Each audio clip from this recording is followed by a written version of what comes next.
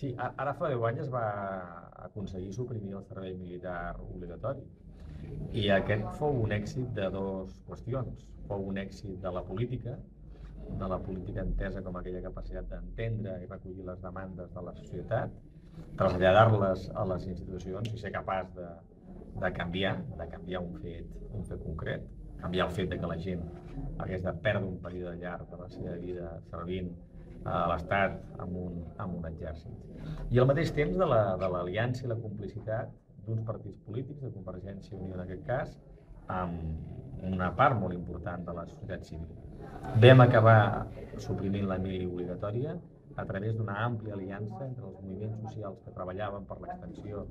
al dret a l'objecció de consciència i aquests partits polítics i la joventut d'aquests partits polítics i molt singularment la joventut nacionalista. No? Per tant, ara celebrem 10 anys d'una fita històrica